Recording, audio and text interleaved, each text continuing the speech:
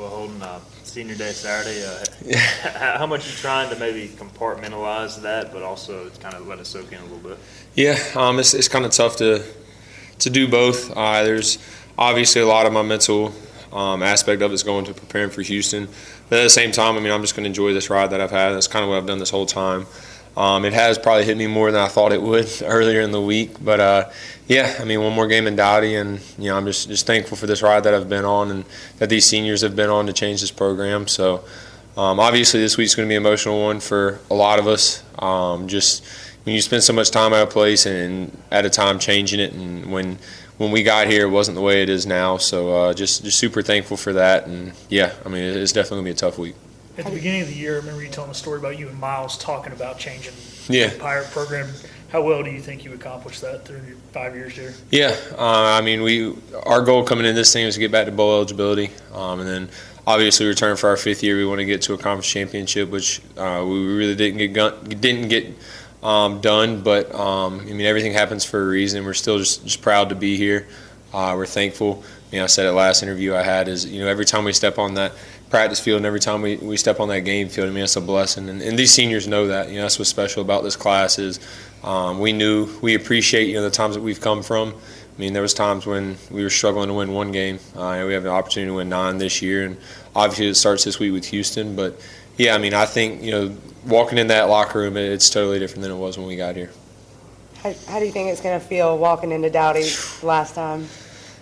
I don't know. I couldn't tell you. It's definitely going to be emotional, especially for me and Miles. And obviously senior day and all that's going to be emotional. But when me and Miles walk out there for the captain's walk one last time, that'll definitely be emotional. And it's been a great group of guys, that I came in with and that have stuck through hard times. And in the age of the transfer portal, it's really easy to just go to another school that's winning maybe right now, especially when we were younger.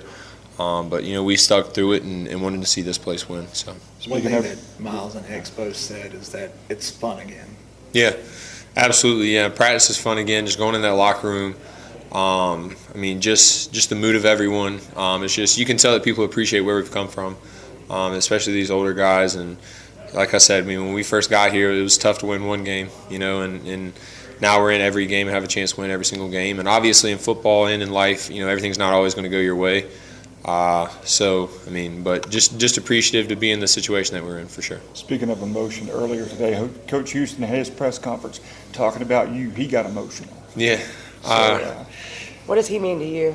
Yeah, a lot. He's the one behind all of this, behind all that. And he didn't even really recruit this senior class or this 5th year class. But he's certainly the one that changed it. He's the one that put in the program for us to change it, and we bought into it early. It was hard, that first year or two. It was super hard to even go to practice and to go out there. And I mean, there was times when a lot of us probably shouldn't even been playing, with our bodies hurt and stuff like that. But that's just football, and we gave everything we could for this university, and he certainly has too.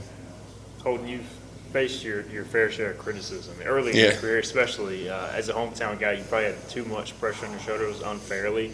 I guess how did you maybe find a way to overcome that, not listen to that, and reach this point? Because I don't know if you ever thought about what it would be like playing at another school, but you stuck it out here and you succeeded. Yeah, for sure. I mean, I knew it sounds crazy, but I knew when I was 17 when I committed here that I was going to be. I mean, you go into a program that's losing, there's going to be criticism, especially when you're playing the quarterback, especially being in the hometown. So I knew going in that I was going to face some hard days, and probably didn't know how hard it was going to be. But once I got older, and I just kept the circle around me that the people that have helped raise me and my friends that have been with me since I was a kid. I just kept them close and trusted in them, and they trusted in me, and just belief that if you keep your head down and work hard, then everything else will work out. And certainly that's what I did, is just kept my head down and didn't listen to the outside noise, whether it was praise or criticism, and just saw the brighter days ahead. We're at those days now, and bowl eligible for 2 years in a row now is a big accomplishment for this program. From when we walked in, it was we hadn't been to a bowl game in a while. So yeah. For you this year, you've clearly battled through injuries. Yeah.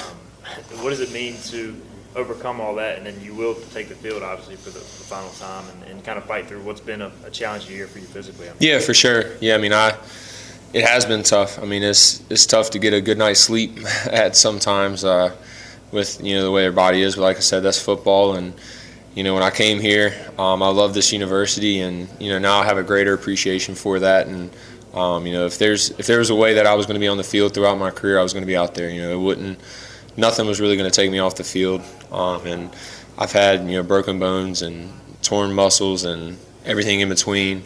I've still been out there on the field, and that's just how much I appreciate this university and how much this place deserves to win. And I know that all the records they'll eventually be broke and all that, but if people can remember me for just giving everything I had to this university and to that locker room and to my teammates, then that's what matters. When will you be able to reflect on some of those records?